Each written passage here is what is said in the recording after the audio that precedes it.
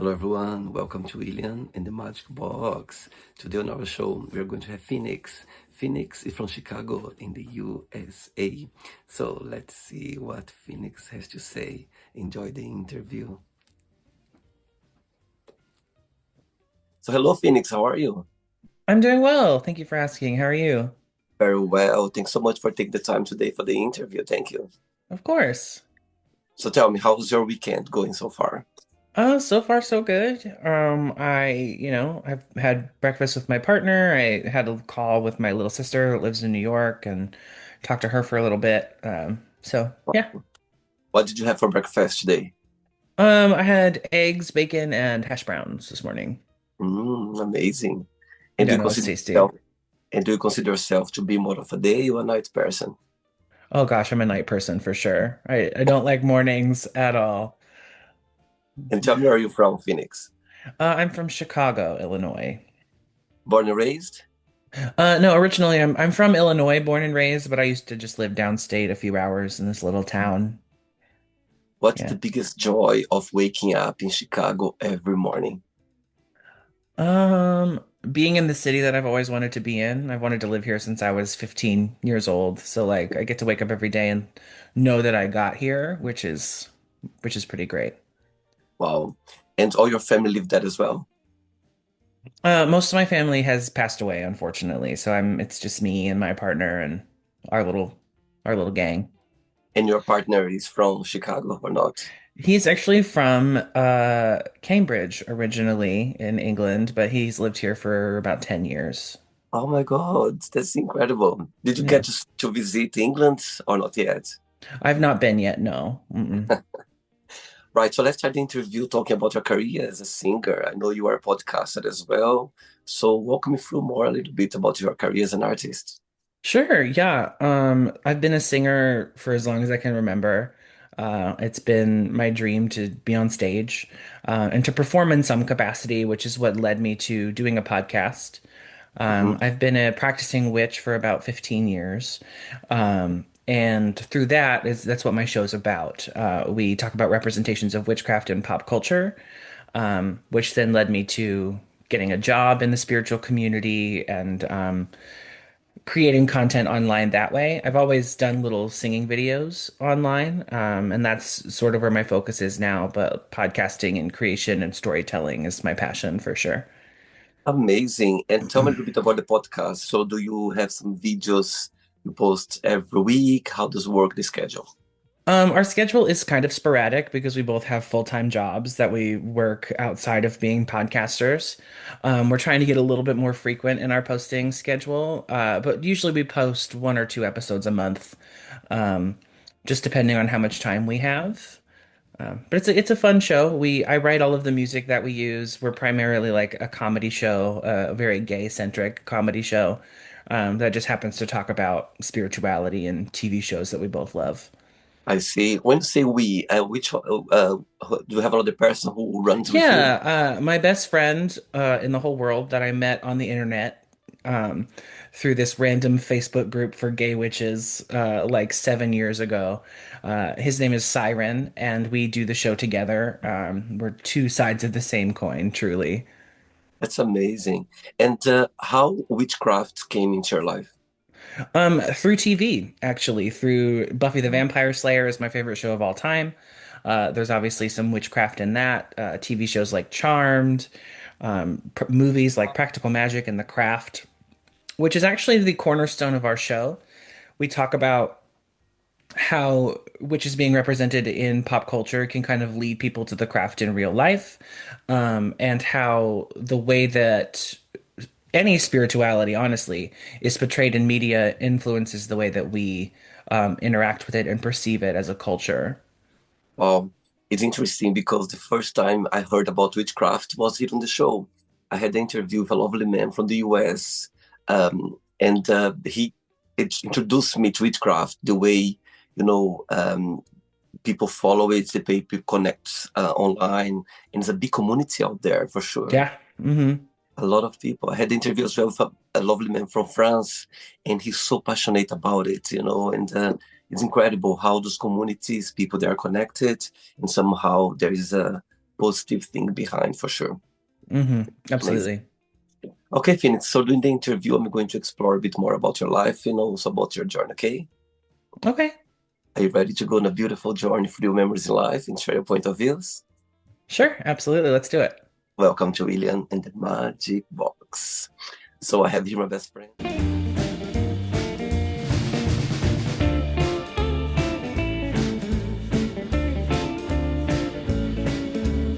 Full of wonderful questions. So what I'm going to do, I'm just going to play a song just first to relax before the first question, okay? Okay. Let's do it.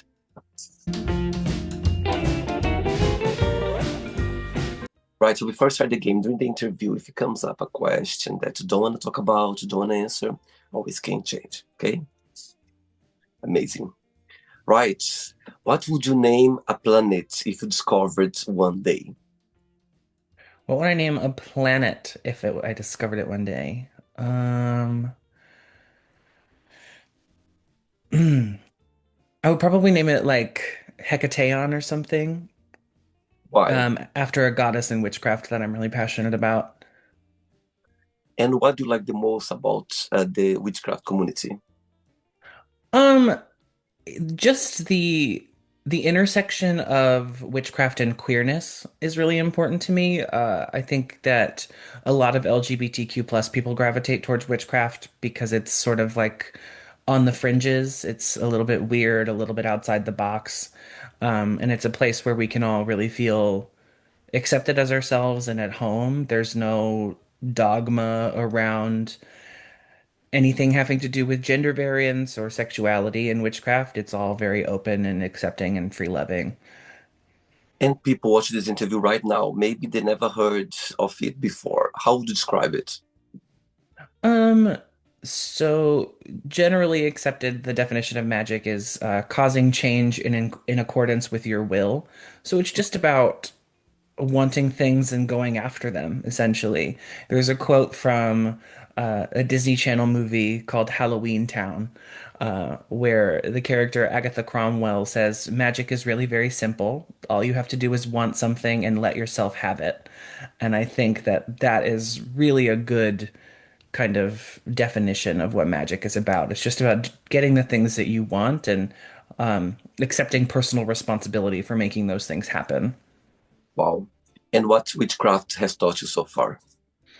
It's taught me to be very present in every moment, to take account of the energies around me, whether it's in a space or another person, and to just really be responsible for my own choices, and to not kind of shift blame or responsibility to anyone or anything else. It's really about you and the decisions that you make.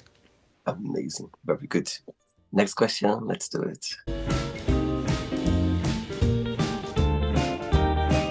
Hey, next question is, what are three fun facts about yourself? Three fun facts about myself. Well, I mean, not to harp too much on the witch thing, but that's a really fun fact that I've been a witch for 15 years.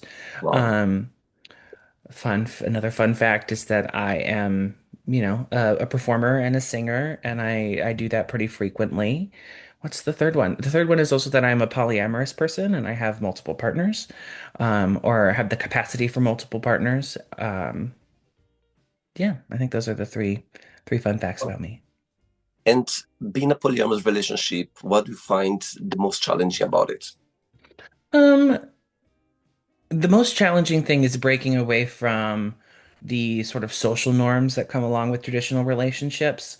I Mm-hmm. think that there are things that we're ingrained to expect out of relationships, specific steps in relationships, whether that's getting married, moving in together, having children, whatever it is, um, that aren't always applicable in polyamorous relationships or are applicable in different ways in polyamorous relationships. And you have to sort of be open to experiencing something that's unconventional. I see. And the positive side of it. The positive side of it, I think, is the freedom that comes along with it. I can have relationships to varying degrees of intimacy and intensity without having to worry about the ramifications or hurting anybody or having to be dishonest. You can just allow yourself to feel whatever feels right with any person that you're with. What's the biggest joy of being Phoenix? What do you like the most about being you? Um, Honestly, I love being gay. Uh, being a queer person is so important to me. It's been one of the biggest gifts in my life, despite the, societal challenges that have come along with it, or feeling ostracized pretty often as a child in my small rural community. Being able to be around other queer people and realize that all of those things that made me different and made me stand out were just me being gay. And I Mm. needed to be around people that would understand me. And then now that I am, it's just the biggest joy in my life to be able to connect with other LGBTQ plus people. I love your answer, Phoenix. I love your answer, and it says everything. I think it's not easy, being part of the LGBTQ plus community because, as there's a lot of thing behind. However, it feels great. I think the Hmm. gay community, we are so open, we are caring as well. I think we have this tendency of loving others. You know what I mean? I think Hmm. growing up, as you mentioned before, sometimes can be tricky for some people, because of society or the loud voice out there. However, when you grow up and you find yourself in a place knowing who you are, I think it's such a gift and it's amazing to be like that for sure.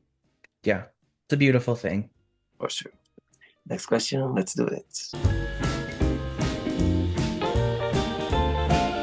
Before the next question, tell me about your career as a singer, as a musician. So tell me how everything got together. So I've always been obsessed with singing. Anytime when I was younger, there was like a Disney movie or any kind of film that had a musical number in it, I was always enthralled and obsessed with it. Um, I have been pursuing singing professionally a lot of my adult life, but it wasn't until I moved to Chicago that I had a real opportunity to do it, more often. Yeah. Primarily, I sing on social media, and I, have garnered a small, humble following that way. Um, but yeah, it's one of my biggest passions, and it's another thing that I feel that I was kind of gifted with that allowed me to survive when I was younger. Singing was the first thing that I ever really got positive attention for when I was younger. Wow. Other than that, it was always like, don't do this with your wrists, don't be effeminate, don't do this, don't do that. But when I was singing, it was always, keep going, do more, keep working. And it was through like the support of my choir director in high school that it really became the thing that kind of set me apart and made me feel special in the area that I was in when I often felt like I was just the weird kid, you know. Tell me the feeling when you are singing, when you are performing. Describe me the emotions behind. It just feels like I'm connecting to something bigger than myself, in a very similar way that magic does. It just feels like I'm touching a little piece of the divine. I think music is magical. It has the power to shape the way that we feel and think and experience the world. I remember, unfortunately, both of my parents have passed away, and I was singing a song at my mother's funeral, which is something that we always talked about me doing for her.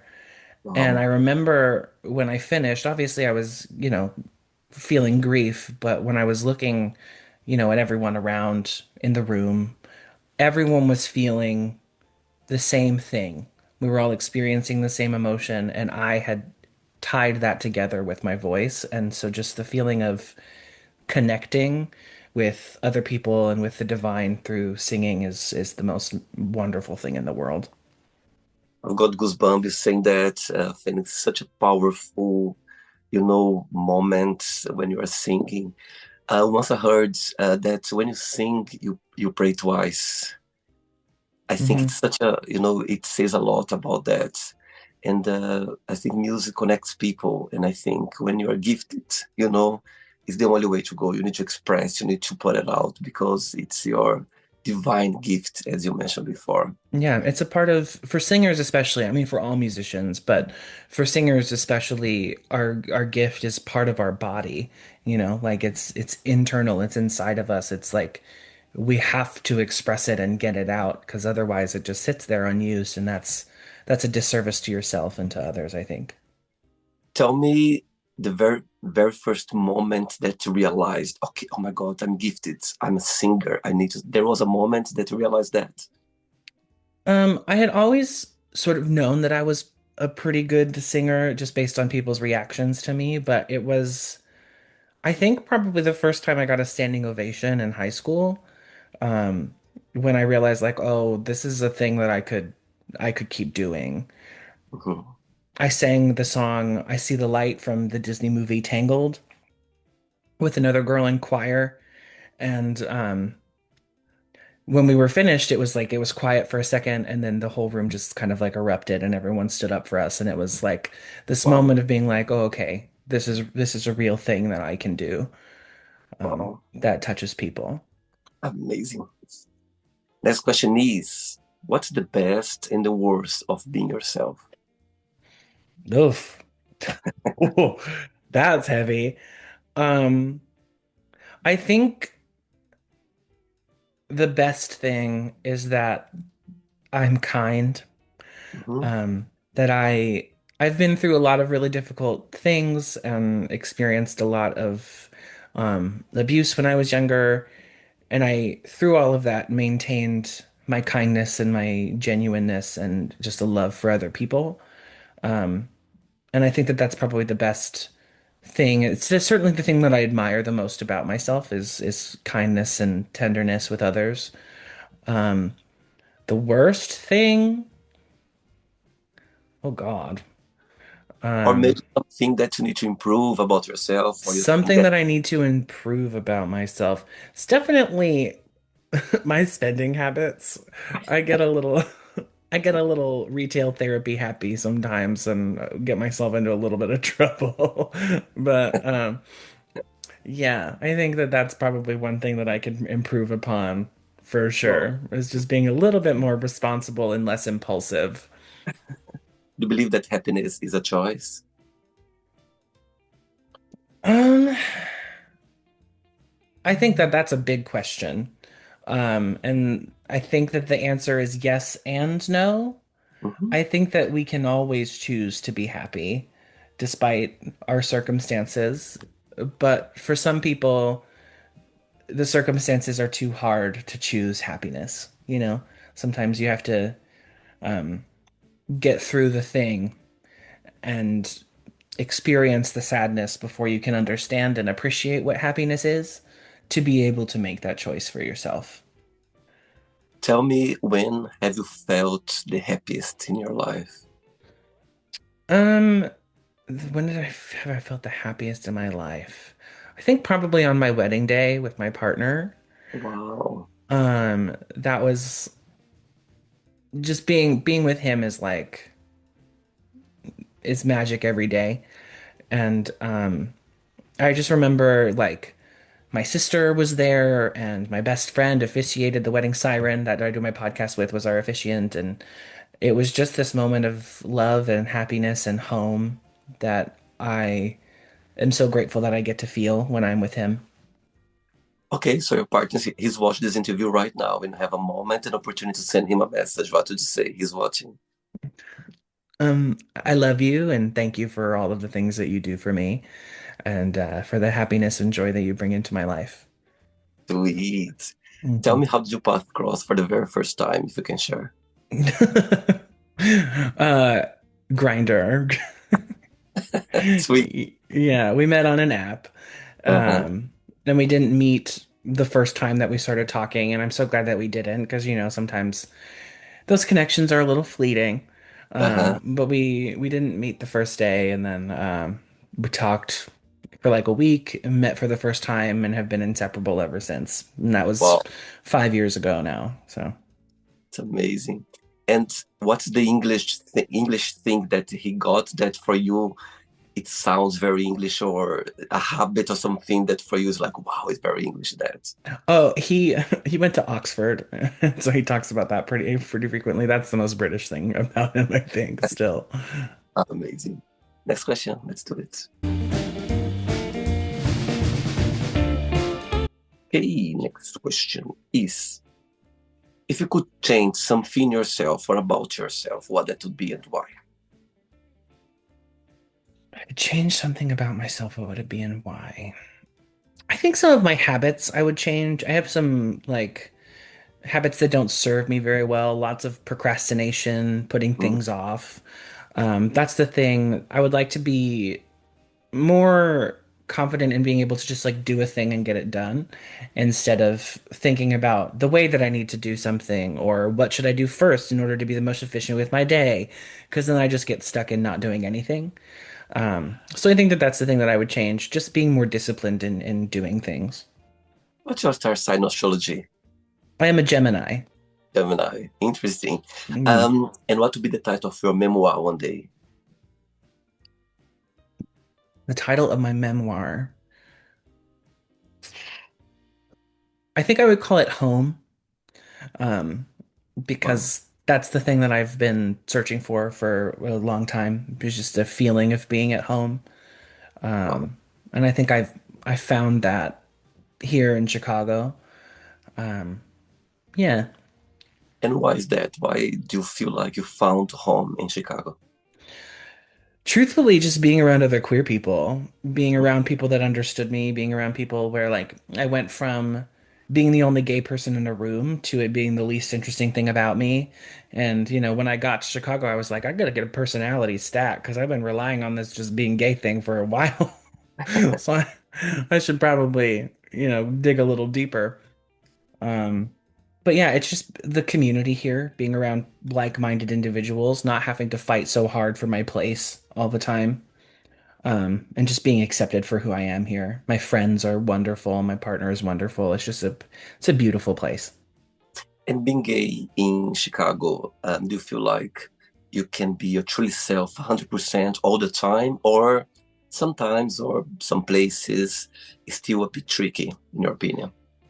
Um, Depends on where you go, I guess. Hmm. There are some areas of Chicago that are pretty heteronormative still, lots of, cis straight people and their families kind of occupying space. Not that they're not allowed to do that, obviously they are, but um yeah, I think it's just there are, designated, not designated, that sounds bad.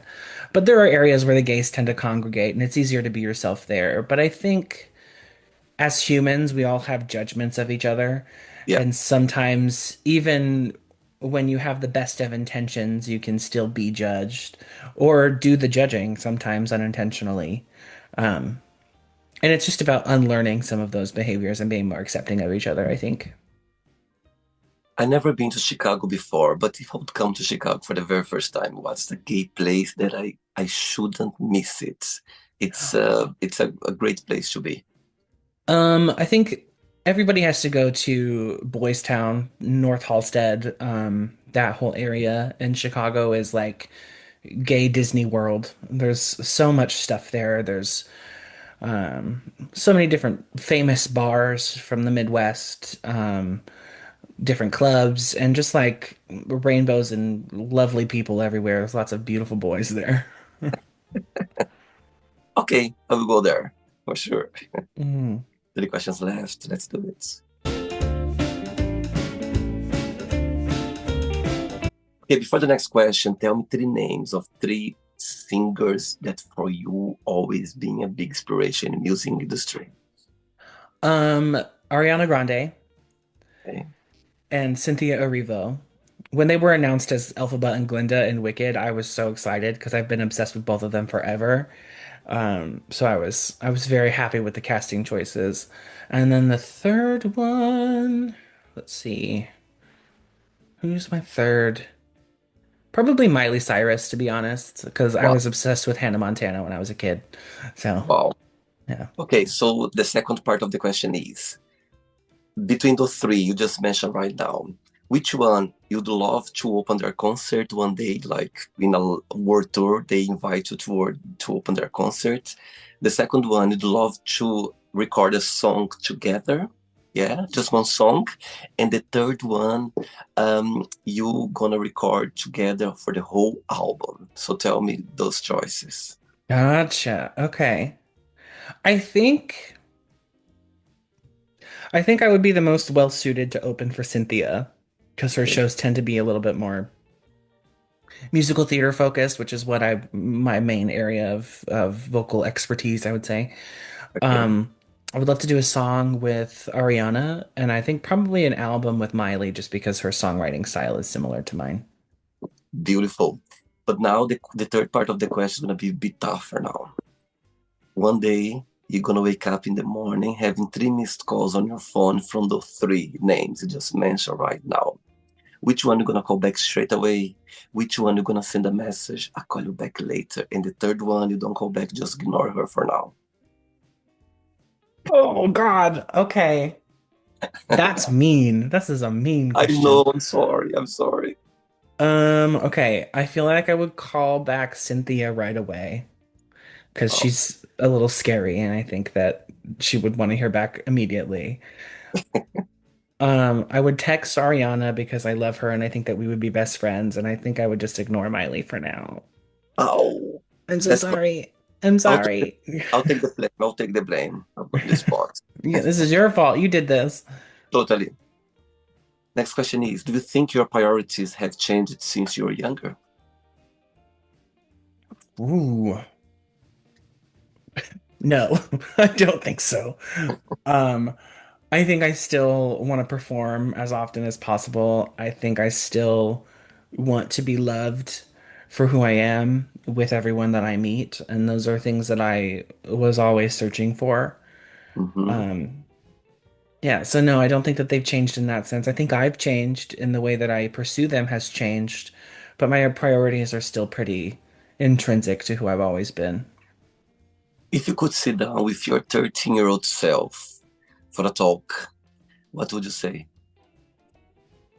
Well, that's gonna make me emotional. Oh, Mm. I would tell him that the road is going to be rough, but you're going to be okay, and that you'll find your way home someday. oh, Oof. oh, sorry, Phoenix. Oh no, it's okay. That's Um, such a sweet answer. thank Oh, you. I think it's Um, beautiful. Thanks. Wow, I didn't expect that to get me. Oof. Oh, yeah, I'm okay. I think with all of us, we could have this opportunity to talk with our younger self. I think, oh my God. First of all, I think we'd hug ourselves. First of all, we give a big hug, goosebump Hmm. again. And I think we would just, say what you just said now. Life is a roller coaster with up and downs and sometimes very, you know, difficult times. But I think it's just life talking to us, and we're gonna get to a place where we can express our truly self. Hmm. Sometimes can take longer, sometimes can take a bit faster. However, we deserve to be in a place where we can be our truly self. I think all of us, it doesn't matter who you are, what you believe, what's your orientation. We are just here navigating in a boat like everyone else. You know what I mean? Hmm. So you get your Yeah. point. Oh, sweet tears. Love it. Yeah. Thank you. Thank you. Two questions left. Let's do it. Okay, let's talk about your podcast. So tell me how you guys got together to put everything together to start your podcast. Yeah, so my co-host used to have a YouTube channel that he posted videos to with his coven mates. And I thought that they were hilarious and really, really enjoyed them. So I reached out to him on Facebook through this group that we were both a part of. And we've been best friends ever since. And I got to thinking about the television show Charmed and how it was a big inspiration for both of us. It's the primary show that we talk about just to like give us some base content. And I just was like, hey, I think that we would be really funny talking about this show together because we would talk about it all the time and just make really funny jokes about all of the like kind of dumb stuff that happens in the show. So we just sat down and recorded a couple of episodes and it was a hilarious time. And it's just gotten more and more absurd as the show has gone along, like the stuff that we'll do. Mhm. But yeah, we just got started because we're both big witchcraft nerds and big film studies nerds and just really like to talk about pop culture and the way that it influences people. And I think that especially shows featuring like powerful female leads are really important to a lot of queer men Mhm. because it was this like symbol of femininity being strong and powerful, which is something that maybe we're ostracized for within ourselves sometimes. But yeah, we just got started because we're both really big nerds. I see. Amazing. All right, next question is, what do you consider most romantic? What do I consider the most romantic? Um, I think like quiet nights together, quality time Mhm. when you can just sit comfortably and cuddle and watch TV and not worry about anything else in the world. I think that's the most romantic thing. It's just comfort in silence with another person. And do you consider yourself to be a romantic person? Yeah, yeah. I think I'm the most romantic slut you'll ever meet, for sure. Do you think sometimes to your partner? What about my partner? Sorry. Do you think sometimes to your partner? Sometimes, like, do you think to him, for him? Oh yeah, absolutely. I mean, he's the best person in the world. I can't think of a better person to be around for sure. Amazing. Last question. Let's do it.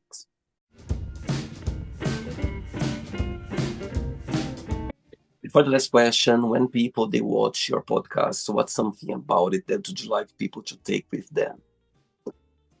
Um, I would like people to take away that witchcraft can be fun.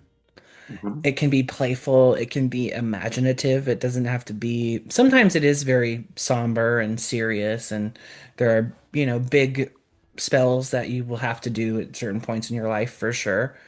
But I think that the most important thing to take away is that it's meant to make your life easier, not harder, right? So I think that that's the biggest thing. When you're listening to Witch Bitches Review, which is what my show is called, it's meant to be a fun time. Don't take it too seriously. I like the name Which Beach Reviews. I love Yeah. that. Okay, last question is, are you becoming the person you thought you would become one day? Uh, sorry, can I swear? I should have asked. Um, I think I spent a little bit of time not working towards becoming the person that I thought I was going to be. Um, I took some time away to live a life and experience things and to fall in love. Um, and I think through that journey, I have found my way back to that path. Mhm. Um, and I'm feeling much more myself again than I have in the last few years. Wow. So yeah, I think so. I took some time away. I went down a different path for a while, but I think I'm back to where I was meant to be. And what's the meaning of life for you when you think about life? The meaning of life is to just be present in it. Mhm. You can't think too much about the past or the future because the past is over and the future is not guaranteed. You have to just be here. Um, the hardest thing in the world is to live in it, Wow. and you just have to be here for it and be brave and live. Amazing. Right, so then yet, let's play now the word association game. I'm going to say some words. Just tell one word that comes to your mind. Quick thinking. Let's go for money, Green, fear, the dark, okay, family, difficult, life, short, love, everything, religion, complicated but important, sex. a good time. I like your face. Good time. Mhm. Um, politics. Oof. Actually, that's just my answer. Oof. Okay. Friendship. Um, powerful, Desire. sexy. Mm, Desire is sexy. regret.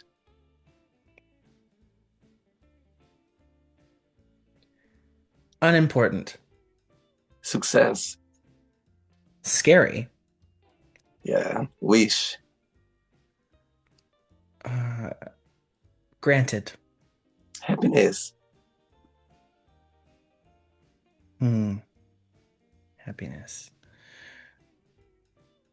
Love. Happiness is love. Yeah. One word for polyamorous. Powerful.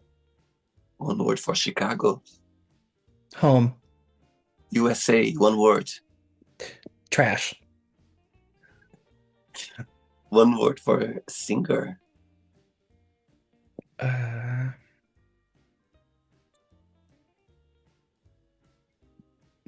hmm. Inspirational. Wow. One word for a podcast.